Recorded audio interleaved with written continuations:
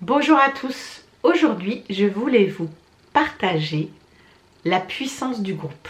Et pour ça je vais vous donner un exemple avant de vous présenter ce pourquoi je voulais vous partager ça. Il y a quelques années, vous vous en souvenez, malheureusement il y a eu l'attentat de Charlie Hebdo. Et en fait les médias ont appelé à 1 minute de silence national. Et à l'époque, moi, j'étais en séance énergétique. J'avais encore un cabinet d'ailleurs physique à l'époque.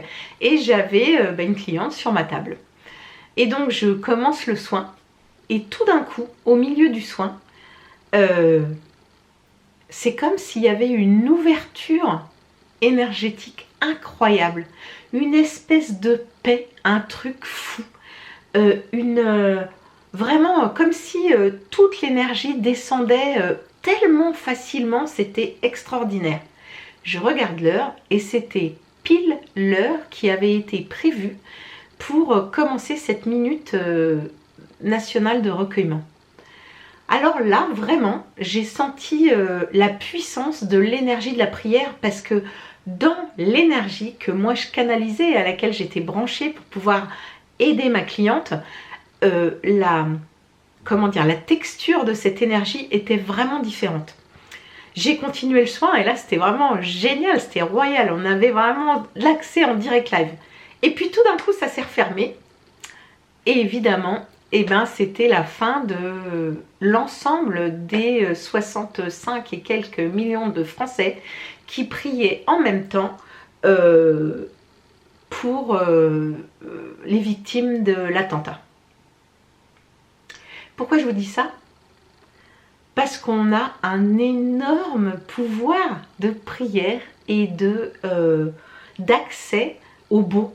En fait, c'est vraiment ça que j'ai expérimenté lors de ce soin.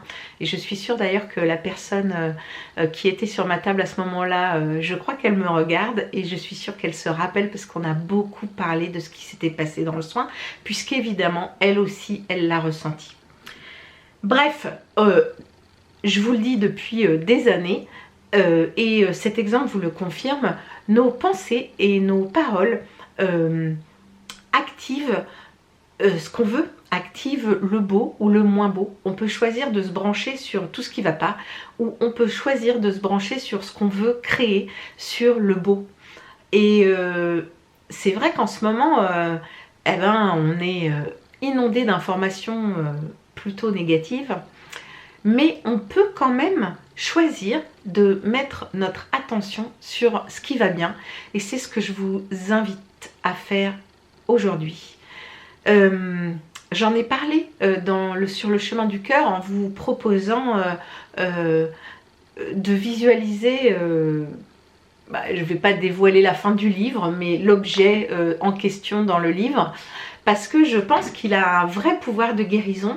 Et si c'est difficile pour vous d'imaginer le beau dans les temps actuels, peut-être que cet objet peut vous y aider. Voilà, je voulais partager ça avec vous aujourd'hui. Je vous souhaite une belle journée.